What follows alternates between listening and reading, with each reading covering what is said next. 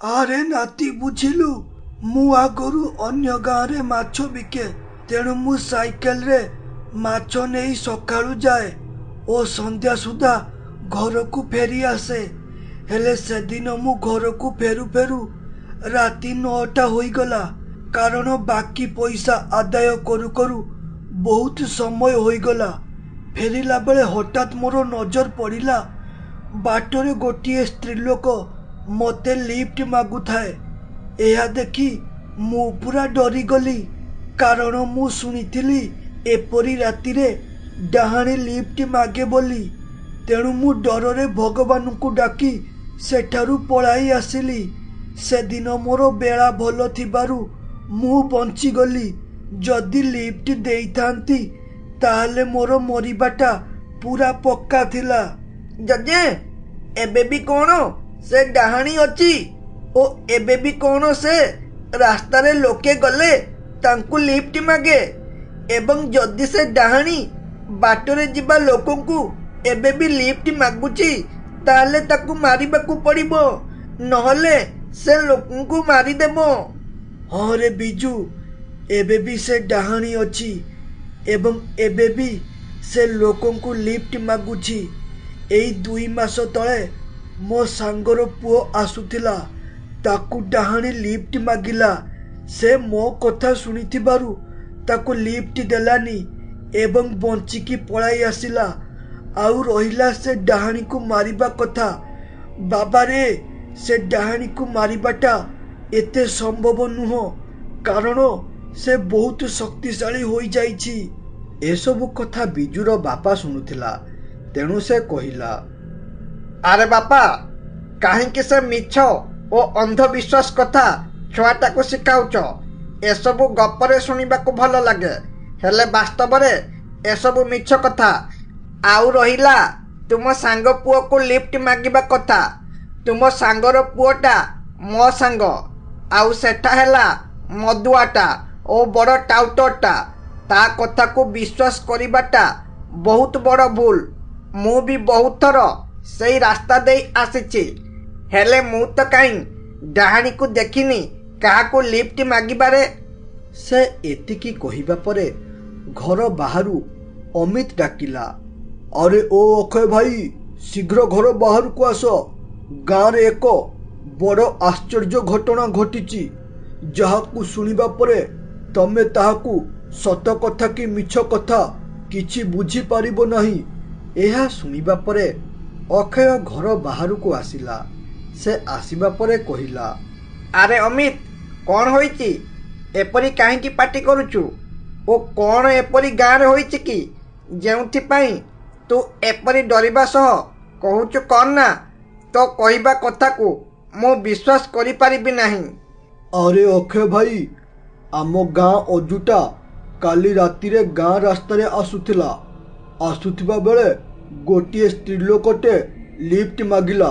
ତେଣୁ ଅଜୁତାକୁ ଲିଫ୍ଟ ଦେବାକୁ ଯାଉଥିବା ବେଳେ ହଠାତ୍ ସେ ସ୍ତ୍ରୀଲୋକର ଗୋଡ଼ ଉପରେ ନଜର ପଡ଼ିଲା ଓ ସେ ଦେଖିଲା ସ୍ତ୍ରୀଲୋକଟା କୌଣସି ସାଧାରଣ ମଣିଷ ନଥିଲା, ବରଂ ଗୋଟିଏ ଭୟଙ୍କର ଡାହାଣୀ ଥିଲା।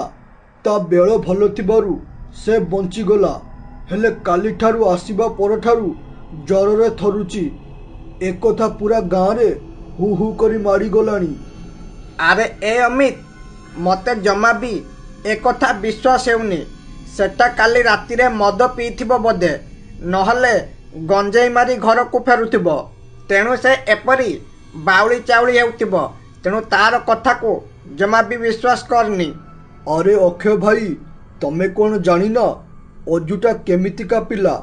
ସେ ପିଆପିଇ କରେନି, ଆଉ ସେ ପରା ଶୁଦ୍ଧ ନିରାମିଷ ପିଲାଟା, ଆଇଁଷ ମଧ୍ୟ ଖାଏନି। ତାହେଲେ ତମେ କେମିତି କହିପାରୁଛ ସେ ମଦ ପିଏ ବୋଲି? ମୁଁ ତାକୁ ଯେତିକି ଭଲରେ ଜାଣିଛି, ସେ କେବେ ବି ମଦ ପିଏନା କିମ୍ବା କୌଣସି ନିଶାଦ୍ରବ୍ୟ ସେବନ କରେନା।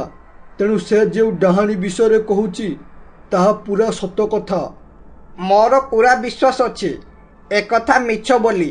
ତେଣୁ ଏକଥାରେ ସତ୍ୟତା ନାହିଁ ବୋଲି ଆଜି ରାତିରେ ମୁଁ ବାଇକ୍ ନେଇ ଗାଁ ରାସ୍ତାରେ ଯିବି ଓ ଯଦି ସତରେ ସେ ଡାହାଣୀ ଥିବ ତାହେଲେ ଗାଁ ଲୋକଙ୍କୁ ଆସି କହିବି।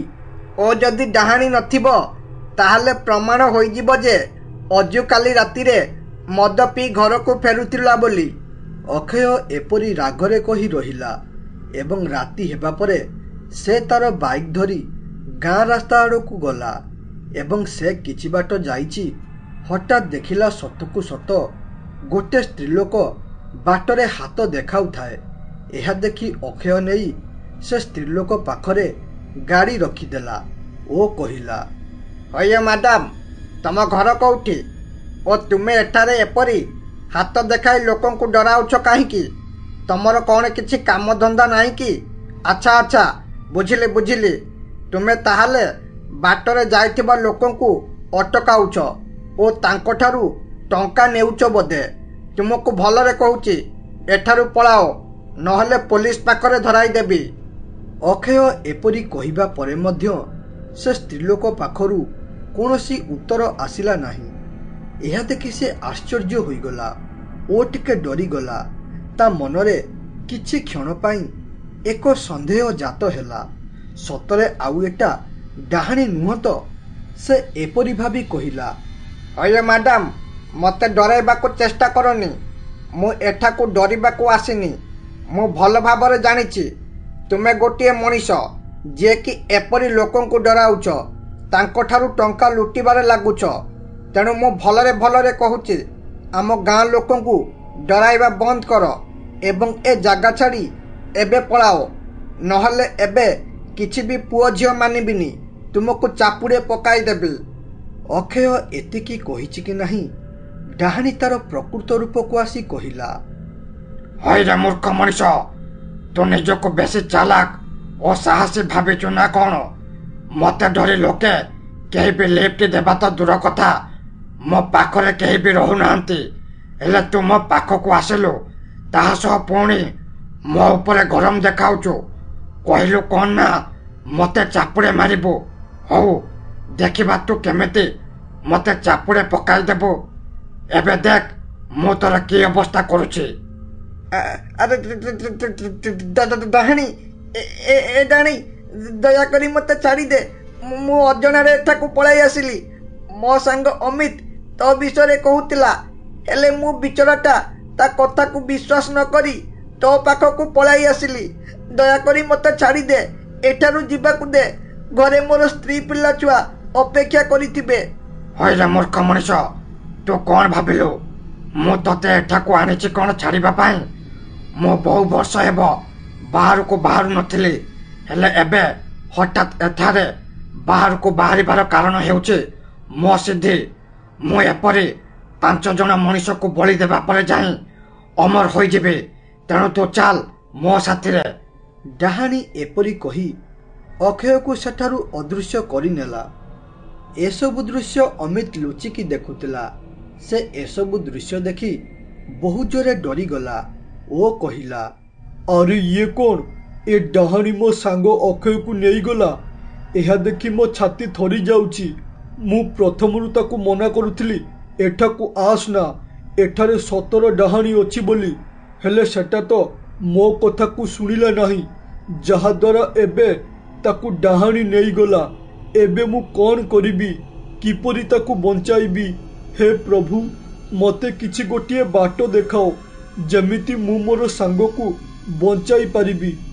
ଆରେ ମୁଁ ଯାଉଛି, ଏକଥା ଯାଇ ତାର ବାପାକୁ କହିବି ଓ ସେ ହିଁ କିଛି ଗୋଟେ ବାଟ ଦେଖାଇବେ। ସେ ଏପରି କହି ଅକ୍ଷୟ ଘରକୁ ଯାଉଥିବା ବେଳେ ବାଟରେ ଗୋଟିଏ ତାନ୍ତ୍ରିକ ଦେଖି ସେ ରହିଗଲା ଓ ତାପରେ କହିଲା, ଆରେ ଏ ବାବା, ଦୟାକରି ମୋର ସାହାଯ୍ୟ କର। ତମ ସାହାଯ୍ୟ ଦ୍ୱାରା ମୁଁ ମୋର ସାଙ୍ଗକୁ ଫେରି ପାଇବି, ନହେଲେ ମୋର ସାଙ୍ଗଟା ମରିଯିବ। କିଛି ଗୋଟେ କର ବାବା, କିଛି ଗୋଟେ କର। ଆରେ ପୁଅ, କିଏ ତମେ ଓ ତମେ ଏପରି ନେହୁରା ହେଉଛ କାହିଁକି? ଓ ମୁଁ ତୁମର କି ସାହାଯ୍ୟ କରିବି?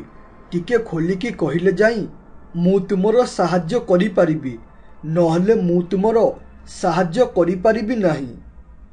ବାବା, ଏ ବାଟରେ ଗୋଟିଏ ଡାହାଣୀ ଲୋକଙ୍କୁ ଲିଫ୍ଟ ମାଗିକି ଅଟକାଉଛି ଓ ଯିଏ ବି ତାକୁ ଲିଫ୍ଟ ଦେବା ପାଇଁ ରହୁଛି, ସେ ଡାହାଣୀ ତାକୁ ତା ସାଥିରେ ବନ୍ଦିନ କରି ନେଇଯାଉଛି ଓ ସେ ଡାହାଣୀ ମୋ ସାଙ୍ଗକୁ ମଧ୍ୟ ବନ୍ଦିନ କରି ନେଇ ଯାଇଛି।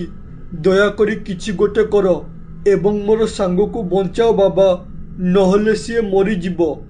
ଏହା ଶୁଣି ବାବା ଟିକେ ସ୍ଥିର ହୋଇଗଲେ ଓ ତାପରେ କହିଲେ, ଆରେ ପୁଅ, କ'ଣ କହୁଛ ତୁମେ ଜାଣିପାରୁଛ ତ? ତୁ ସେଇ ଡାହାଣୀ ବିଷୟରେ କହୁଛୁ ଯିଏକି ଆଜିଠୁ 50 ବର୍ଷ ତଳେ ଗାଁରେ ବାହାରୁଥିଲା। ହେଲେ ସେଟା ଏବେ ଆସିଛି ମାନେ ନିଶ୍ଚିତ ତାର କୌଣସି ମକସଦ ଅଛି। ଆଉ ସେ ଅମର ହେବା ପାଇଁ ମଣିଷମାନଙ୍କୁ ବନ୍ଦିନ କରୁନାହିଁ ତ? ଯଦି ଏପରି ହେଉଥିବ ତାହେଲେ ବହୁତ ବଡ଼ ଅନର୍ଥ ହେବାକୁ ଯାଉଛି। ଆଉ ରହିଲା ତ ସାଙ୍ଗକୁ ବଞ୍ଚାଇବା କଥା। ଦେଖ ପୁଅ, ମୁଁ ଏଥିରେ ତୋର କିଛି ବି ସାହାଯ୍ୟ କରିପାରିବି ନାହିଁ। ହେଲେ ହଁ, ତତେ ସେ ଡାହାଣୀକୁ ମାରିବା ପାଇଁ ବାଟ ଦେଖାଇ ପାରିବି।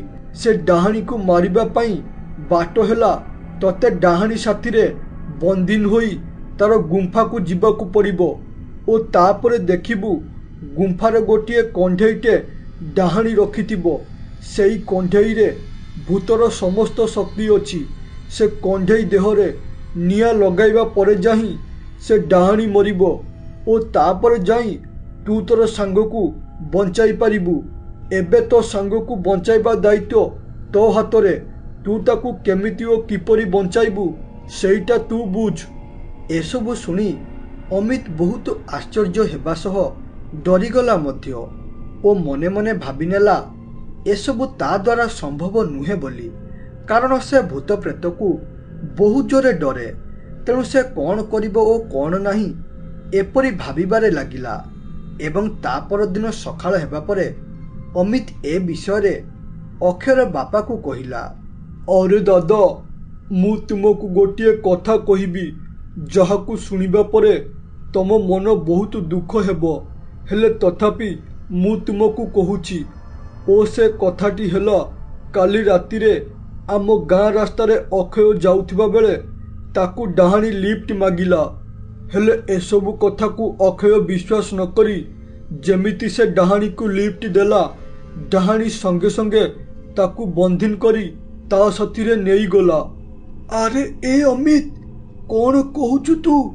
ମୋ ପୁଅ ଅକ୍ଷୟକୁ ଡାହାଣୀ ତା ସାଥିରେ ନେଇଗଲା। ଏବେ ମୁଁ କ'ଣ କରିବି ରେ? କିପରି ତାକୁ ଡାହାଣୀ କବଳରୁ ମୁକୁଳାଇବି? ମୁଁ ତାକୁ ପ୍ରଥମରୁ ହିଁ କହୁଥିଲି ଡାହାଣୀ ଅଛି ବୋଲି।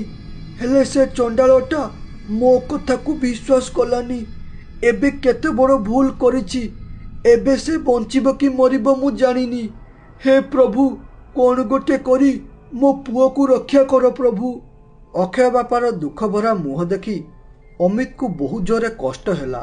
ତେଣୁ ସେ କହିଲା, ଆରେ ଦାଦା, ତମେ ଜମା ବି ଚିନ୍ତା କରନି। ମୁଁ ଜାଣିଛି ତୁମ ପୁଅ ପାଇଁ ତମେ ବହୁତ ଦୁଃଖିତ ହେଉଥିବ। ହେଲେ ତମେ ଜମା ଚିନ୍ତା କରନା।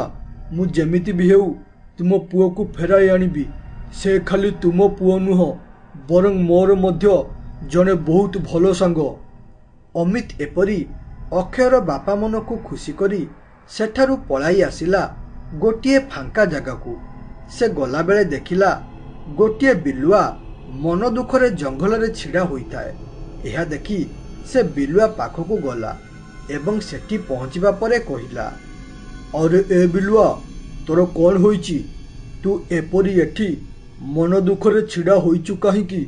ଆରେ ତୁ ତ ଗୋଟିଏ ଏପରି ଜୀବ ଯିଏକି ସର୍ବଦା ଖୁସି ହୋଇ ଜଙ୍ଗଲରେ ବୁଲୁ।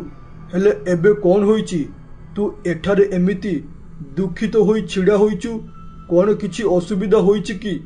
ଏହା ଶୁଣି ବିଲୁଆ ଦୁଃଖରେ କହିଲା, ଆରେ କ'ଣ କହିବି ଭାଇ, ମତେ ଲାଗୁଛି ମୁଁ ଆଉ ସୁଖୀ ହୋଇପାରିବି ନାହିଁ ବୋଧେ। ଏବେ ମୋର ମରିବାଟା ପୁରା ଫାଇନାଲ। କାରଣ ମୋ ମାଲିକ କାଲି ରାତିରେ ଗାଁ ରାସ୍ତା ଦେଇ ଆସୁଥିଲା ଓ ତାଙ୍କୁ ଗୋଟିଏ ଡାହାଣୀ ହାତ ଦେଖାଇ ଅଟକାଇଲା। ସେ ମଣିଷ ହୋଇଥିବେ ଭାବି ମୋ ମାଲିକ ଯେମିତି ସାଇକେଲ ଅଟକାଇଲେ, ସେ ଡାହାଣୀ ତାଙ୍କୁ ସଙ୍ଗେ ସଙ୍ଗେ କୁଆଡ଼େ ଗାୟବ କରିଦେଲା। ଏବେ ତାଙ୍କୁ କେମିତି ଓ କିପରି ବଞ୍ଚାଇବି କିଛି ବି ଜାଣିପାରୁନି। ଏବେ କୁହ ଭାଇ, ମୁଁ ଦୁଃଖ କରିବିନି ତ ଆଉ କ'ଣ କରିବି? ଏହା ଶୁଣି ଅମିତ ଜାଣିପାରିଲା ଇଏ ସେଇ ଡାହାଣୀ କଥା କହୁଛି।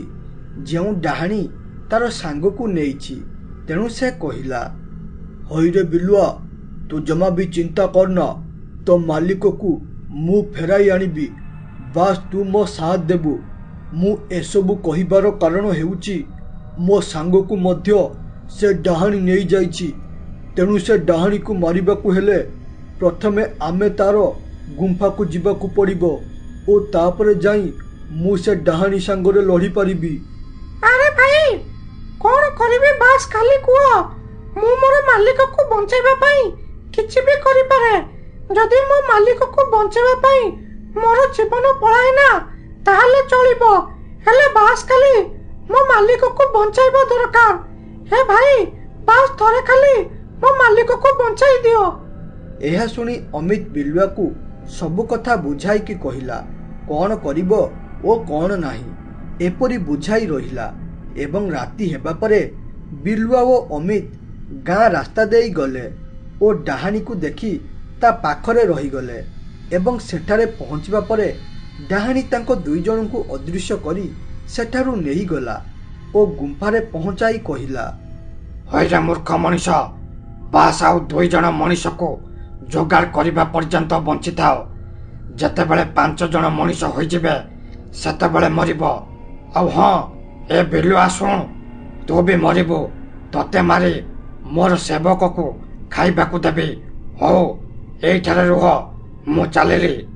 एपरी कही डाहाणी सेठारु अदृश्य होइगला डाहाणी अदृश्य हेबा परे अमित और बिलुआ देखिले से खोजुथिबा दुई जन एठारे अछंती एहा देखि से दुई जन बहुत खुशी हेले सत हेले एबे थिला डाहाणी को मारिबाकू हेले प्रथमे से कंढेई को खोजिबाकू पड़िबो जेउथिरे डाहाणीर शक्ति अछि तेणु अमित कहिला अरे भाई माने सुनो आमे दुई जन एठाकू आसीचु केवल तुम दुई जनकर साहाय्य करिबा सह से डाहाणी को सबुदिन पाई मारी लोकं को सुरक्षा देबा पाई तेणु आमको प्रथमे गोटे कंढेई खोजिबाकू पड़िबो ओ सेई कंढेई रे डाहाणीर शक्ति अछि जदि आमे से कंढेई को निया लगाई देबा ताहले डाहाणी मरिबो।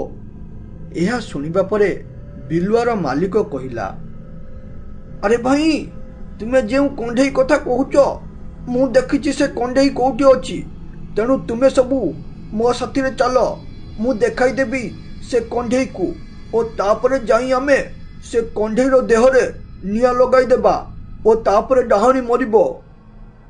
बिलुआ मालिक एपरी कही समस्त को कंढेई पाख को नहीं गला ओ तापरे से कंढेई देह रे अमित निया लगाई देला निया लागिबा परे डाहाणी मरी गला।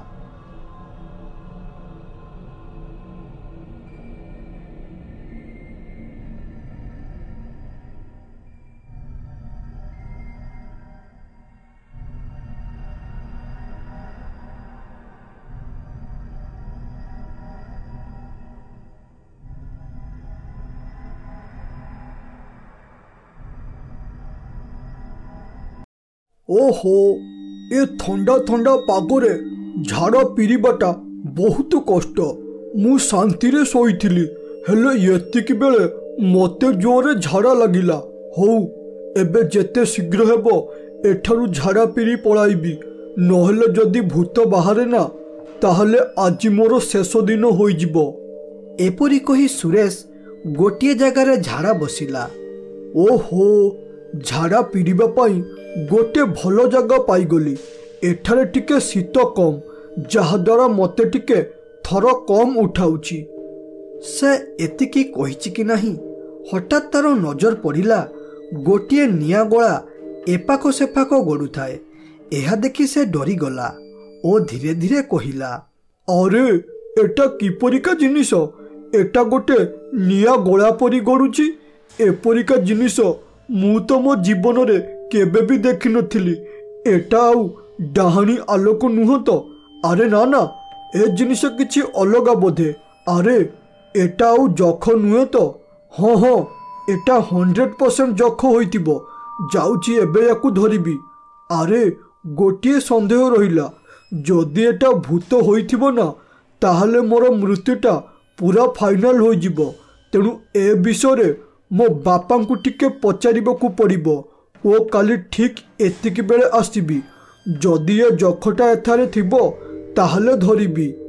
से एपरी कही सेठारु पलाइला एवं ता परदिन सखाळ हेबा परे से तार बापा को कहिला, अरे बापा मु तुमको गोटिए कथा पचारिबी, तमे मते सबु कथा गोटी गोटी करी खोलिकी बुझाइकी कहिबो, कारण तमे जदि मते ठीक ठीक उत्तर देबो ताहले आमे बहुत धनी हेबार संभावना अछि। अरे ए पुओ तोर कौन होईची? तू एपरी कथा कहूचु? तू थरे मते कथा कौन कह, जदि ता विषय मु जानिथिबी ताहले तोते भलरे भलरे बुझाई कहिबी, ओ जदि जानी नथिबी ताहले कहि पारिबी नाही। बापा जख कौन ओ जख देखिबाकू किपरि, कौन सतरे जख अछि? मु एपरी प्रश्न पचारिबार कारण हेउची काली रातिरे मु जंगल रे झाड़ा पिरुथिबा बेले देखिली गोटिए निया गोला गड़ुथिला, कौन सेईटा जख न जख नुह? अरे पुओ कौन कहूचु तू? निया गोला जंगल रे गड़ुथिबार देखिलु, एथिपाई जख विषय पचारुछ कि? हौ एबे सुन जहा पचारुछु। अरे मु जेतेबेले छुआ थिली सेतेबेले मो बापा कहूथिले आम घर पाखरे गोटिए निया पेंडुला गड़ुथिला ओ से निया पेंडुला थिला जख। मो बापा ताकू धरिबाकू गले हेले से धरा देलानी। खाली सेतिक नुह, मु मध्य थरे जंगलरू घर को फेरुथिली, फेरिला बेले देखिली गोटिए जख जंगल रे गड़ुथिला, हेले मु एकला थिबारु से जख पाखकू जिबा पाई डर लागिला। तू काली रातिरे जाहाकू देखिचु से हेउची जख। आउ हाँ जदि तू से जख को धरि पारुन ताहले आमे बहुत धनी होई पारिबा। अरे बापा मु काली रातिरे से जख पाखकू जाइथांती हेले डररे गलिनी, कारण मु भाबिली जदि ताहा भूत होइथिबो ना मो बेଳ खराब होइजिबो। हेले एबे तमठारू सबु कथा सुनिबा परे सबु बुझीगली। आज रातिरे पूरा प्लानिंग करी जिबी ओ से जख को धरिबी एवं तापरे आमे बहुत धनी होई जिबा बापा। बाप पुओ एपरी कथा हेउथिले, हेले एकथा तांको घर बाहारे सुजित शुणुथिला। आमे तो छोट बळु शुनिचंती पड़ोशी केबे कहार खुशी देखि पारंती नाही एवं किछि कार्य कले गोड़ टाणती। ठीक सेमिति सुजित एकथा शुणी कहिला, अरे कौन हैला जख पुणी आम गाँ जंगल रे? एकथा शुणी मते टिके आश्चर्य लगुची, हेले ए बाप पुओंक कथा शुणी मते लगुची जख कथा निहाती सत होइथिबो। तेणु ए सुरेश से जख पाखरे पहुँचवा पूर्वरु मु आगे जाई से जख को धरी आनिबी ओ तापरे मु धनी हेबी। हौ रुहरे बाप पुओ मने मने केते गुड़ खाइबा कथा खाई जाओ, मु मध्य देखिबी तमे दुईटा केमिति से जख को आणुछ। एपरी कही से सेठारु पलाइला एवं तापरे सुरेश मने मने पूरा प्लान कला केमिति से जख को धरिबो एवं केमिति धनी हेबो ओ तार घरे खुशीर लहरी खेलिबो। से एपरी भाबुथिबा बेले हठात तार मन को गोटिए आइडिया आसिला ओ तापरे से कहिला, अरे मो मुंडरे गोटिए आइडिया पशिला। ए क्षेत्र रे केवल मते बाघ ओ बिलुआ साहाय्य करि परिबे, कारण मु जदि जख को धरिबा को चेष्टा करे ताहले से जंगल रे भीतर को पळाइबो, जहा द्वारा मु ताकू धरि पारिबी नहीं। हेले बाघ ओ बिलुआ हेले जंगल रे जीव, से दुई जन जंगल रे गली संधि रास्ता जानिछंती, तेणु से ही केवल जख को धरि पारिबे। एपरी कही सुरेश बिलुआ बाघ को देखा करिबाकू जंगल को गला एवं तांको पाखरे पहुँचवा परे बिलुआ कहिला, हईरे मनीष तू एठाकू काहेकि आसिचु? आउ तो भूली जाउछु बोधे। आमे तोते चाहिले एठारे मारी देबु। अरे आमे जदि तम जगह को जाउनु ताहले तमे मध्य एठाकू आसी ଆମକୁ ହଇରାଣ କର ନାହିଁ। ଆରେ ଏ ବାଘ ଓ ବିଲୁଆ, ମୁଁ ଏଠାକୁ ତୁମକୁ ହଇରାଣ କରିବା ପାଇଁ ଆସିନି, ବରଂ ମୋର ତୁମ ପାଖରେ ଗୋଟିଏ ସାହାଯ୍ୟର ଆବଶ୍ୟକ ଅଛି। ଯଦି ତମେ ମୋତେ ସାହାଯ୍ୟ କରିବ ତାହେଲେ ତମେ ମୋତେ ଯାହା ମାଗିବ ମୁଁ ତୁମକୁ ସେଇଆ ଦେବି। ଏବେ କୁହ, ମୋର ସାହାଯ୍ୟ କରିବ ନା କରିବ ନାହିଁ? ଆରେ କି ପ୍ରକାର ସାହାଯ୍ୟ? ମଣିଷ ପୁଣି କେବେଠୁ ଜୀବଜନ୍ତୁଙ୍କର ସାହାଯ୍ୟ ନେଲେଣି? ଏ କଥା ମତେ ଟିକେ ହଜମ ହେଉନି। ମତେ ଯାହା ଲାଗୁଛି ତୁ ଏଠାକୁ ଆସିଛୁ ଆମକୁ ଫସାଇ ମାରିବା ପାଇଁ। ତେଣୁ ମାମା, ଏ ମଣିଷଟାକୁ ମନା କରିଦିଅ। ଆମେ ତାକୁ କୌଣସି ପ୍ରକାର ସାହାଯ୍ୟ କରିପାରିବୁ ନାହିଁ। ଆରେ ଏ ବିଲୁଆ, ମୁଁ ସତ କଥା କହୁଛି, ମୁଁ ତୁମର କିଛି ବି କ୍ଷତି କରିବା ପାଇଁ ଏଠାକୁ ଆସିନି କିମ୍ବା ତୁମକୁ ଫସାଇବା ପାଇଁ ଏଠାକୁ ଆସିନି। ଆଉ ଏମିତିରେ ମୋତେ ତୁମ ପାଖରେ ଯେଉଁ ସାହାଯ୍ୟ ଦରକାର ସେଟା ରାତିରେ ହେବ। ଯଦି ସାହାଯ୍ୟ କରିବ କୁହ, ନହେଲେ ମୁଁ ଏଠାରୁ ପଳାଇବି। ରହ ବିଲୁ, ତୁ ଏବେ ଚୁପ୍ କର। ଆଗେ ତାକୁ କହିବାକୁ ଦେ ସେ କ'ଣ କହୁଛି। ଯଦି ଆମକୁ ଠିକ୍ ଲାଗିଲା ତାହେଲେ ଆମେ ତାର ସାହାଯ୍ୟ କରିବା, ନହେଲେ ତାକୁ ଏଠାରୁ ଫେରାଇ ଦେବା। ହଉ, ଏବେ କହ ତୋର କି ସାହାଯ୍ୟ ଦରକାର? ସାହାଯ୍ୟ ମାନେ ଆଜି ରାତିରେ ତମେ ମୋ ସାଥିରେ ଜଙ୍ଗଲରେ ରହିବ ଏବଂ ଗୋଟିଏ ଯଖକୁ ଧରିକି ଦେବ। ଏବେ ତମେ ଭାବୁଥିବ ଯଖ କ'ଣ? ଯଖ ହେଉଛି ଗୋଟିଏ ନିଆଁ ପେଣ୍ଡୁଳା ଭଳିଆ। ବାସ୍ ତମେ ଥରେ ମୋତେ ଧରିକି ଦିଅ ଓ ତାପରେ ଯାହା ମାଗିବ ମୁଁ ଦେବି। ହଉ ଠିକ୍ ଅଛି ମଣିଷ, ଆମେ ତୋର ସାହାଯ୍ୟ କରିବୁ। ଆଉ ମନେ ରଖ, ଯଦି ତୁ କିଛି ଚାଲାକି କରିବା ପାଇଁ ଚେଷ୍ଟା କରୁନା ତାହେଲେ ଆମ ହାତରୁ ତୋତେ କେହି ବି ବଞ୍ଚାଇ ପାରିବେ ନାହିଁ। ଆଉ ଗୋଟେ କଥା, ତୋର କାମ ହୋଇସାରିବା ପରେ ତୁ ଆମ 2 ଜଣଙ୍କୁ 20ଟି ଛେଳି ଖାଇବାକୁ ଦେବୁ। ଯଦି ଏକଥାରେ ରାଜି ତାହେଲେ ଆମେ ତୋର ସାହାଯ୍ୟ କରିବୁ, ନହେଲେ ତୁ ଏଠାରୁ ପଳାଇ ପାରୁ। ସୁରେଶ ବାଘ କଥାରେ ରାଜି ହୋଇଗଲା ଏବଂ ରାତି ହେବା ପରେ ସୁଜିତ ମନ ଖୁସିରେ ତାଙ୍କ ଗାଁ ଜଙ୍ଗଲକୁ ପଳାଇ ଆସିଲା।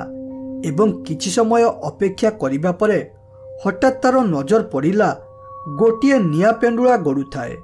ଏହା ଦେଖି ସେ ବହୁତ ଖୁସି ହୋଇଗଲା ଓ କହିଲା, ଆରେ ବାଃ, ସତରେ ଏଟା ଯଖଟା। ତାହେଲେ ସେ ବାପ ପୁଅ ସତ କହୁଥିଲେ। ଏବେ ମୁଁ ଏ ଯଖଟାକୁ ଧରିକି ନେଇଯିବି ଏବଂ ତାପରେ ପ୍ରବଳ ଧନୀ ହୋଇଯିବି। ହଉ, ଏବେ ଆଉ ବିଳମ୍ବ ନକରି ଶୀଘ୍ର ଯାଉଛି ଏଟାକୁ ଧରିବି, ନହେଲେ ସେ ବାପ ପୁଅ 2 ଜଣ ଆସି ୟାକୁ ନେଇଯିବେ।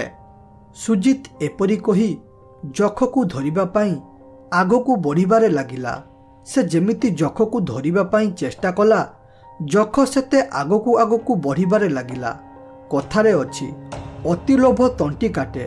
ଠିକ୍ ସେମିତି ସୁଜିତ ଲୋଭରେ ପଡ଼ି ସେ ଯଖ ପଛେ ପଛେ ଗଲା ଓ ତାପରେ ହଠାତ୍ ସେ ରହିଗଲା। କାରଣ ସେ ଦେଖିଲା ଆଗରେ ଗୋଟିଏ ଭୟଙ୍କର ଭୂତିଆ ଗୁମ୍ଫା ଥାଏ ଏବଂ ସେ ଗୁମ୍ଫା କୌଣସି ସାଧାରଣ ଗୁମ୍ଫା ନୁହଁ, ବରଂ ସେ ଗୁମ୍ଫାର ମୁହଁ ଗୋଟିଏ ସତ ଭୂତର ମୁହଁ। ଏହା ଦେଖି ସେ ସେଠାରୁ ଯିବାକୁ ଭାବୁଥିବା ବେଳେ ହଠାତ୍ ଭୂତ ତାକୁ ମାରିଦେଲା ଏବଂ ଏ ପାଖରେ ସୁରେଶ ବିଲୁଆ ଓ ବାଘକୁ ଧରି ଯଖକୁ ଦେଖିଥିବା ଜାଗାରେ ପହଞ୍ଚିଗଲା ଏବଂ ସେଠି ପହଞ୍ଚି ଯଖ ଆସିବାର ଅପେକ୍ଷା କରିବାରେ ଲାଗିଲା। ସେ ଅପେକ୍ଷା କରି କରି କିଛି ସମୟ ବିତିବା ପରେ ହଠାତ୍ ଯଖ ଆସିଲା। ଯଖକୁ ଦେଖି ସୁରେଶ କହିଲା, ଆରେ ଏ ବାଘ ଓ ବିଲୁ, ଦେଖ ଯଖ ଆସିଗଲା। ଏବେ ଆମ 3 ଜଣଙ୍କର କାମ ହେଉଛି ସେ ଯଖକୁ ଧରିବା। ଯେତେ ଶୀଘ୍ର ହେବ ଏଟାକୁ ଧର, ନହେଲେ ଏଟା ଏଠାରୁ ପଳାଇବ। ସୁରେଶ ଏତିକି କହିବା ପରେ 3 ଜଣ ମିଶି ସେ ଯଖକୁ ଧରିବା ପାଇଁ ଚେଷ୍ଟା କଲେ ଏବଂ ତାକୁ ଧରିବାକୁ ଯାଇ ଯାଇ ଶେଷରେ ସେମାନେ 3 ଜଣ ଯାଇ ସେଇ ଭୂତିଆ ଗୁମ୍ଫା ପାଖରେ ପହଞ୍ଚିଗଲେ ଏବଂ ସେଠାରେ ପହଞ୍ଚିବା ପରେ 3 ଜଣ ଦେଖିଲେ ଏକ ଭୟଙ୍କର ଭୂତିଆ ଗୁମ୍ଫାଟେ ଅଛି।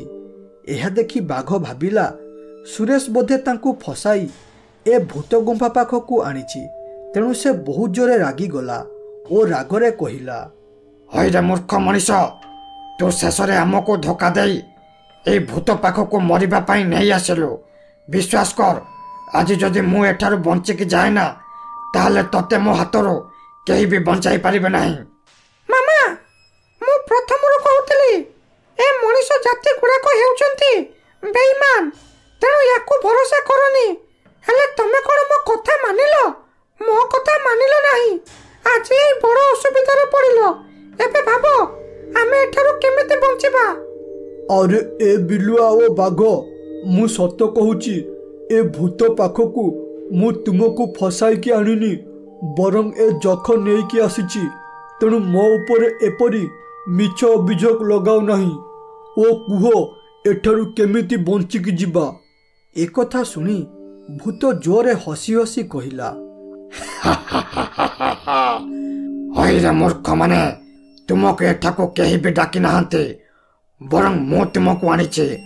ଆଉ କ'ଣ କହୁଛ ଏଠାରୁ ଖସିକି ଯିବ ବୋଲି? ଆରେ ଆଜି ପର୍ଯ୍ୟନ୍ତ ଯିଏ ବି ଏଠାକୁ ଆସିଛି ସେ କେହି ବି ବଞ୍ଚିକି ଯାଇନାହାନ୍ତି। ଆଉ ତମେ କେମିତି ଏଠାରୁ ବଞ୍ଚିକି ଯିବ ମୁଁ ବି ଦେଖିବି। ତମେ ତିନିଟା ଆଜି ମୋ ପେଟର ଭୋଜନ ହେବ। ଏ ଭୂତ ଭାଇ, ଦୟାକରି ଏ 2 ଜଣଙ୍କୁ ଛାଡ଼ିଦେ। ଯଦି ଖାଇବା କଥା ମୋତେ ଖାଇଦେ, ହେଲେ ଏ ନିରୀହ ଜୀବ 2ଟାକୁ ଛାଡ଼ିଦେ।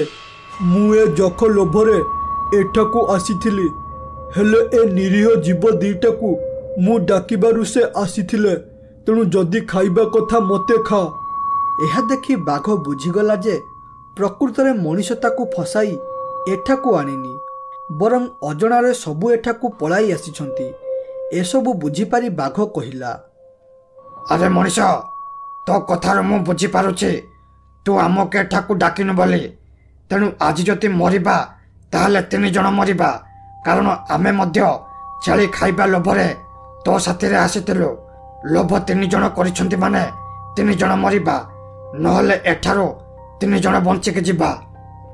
ଆରେ ତମ 3 ଜଣଙ୍କର ଯଦି ସେ ଫିଲ୍ମ ଭାଷଣ ସରିଗଲା, ତାହେଲେ ଏବେ ମରିବା ପାଇଁ ପ୍ରସ୍ତୁତ ହୋଇଯାଅ, କାରଣ ମୋତେ ଜୋରରେ ଭୋକ ଲାଗିଲାଣି।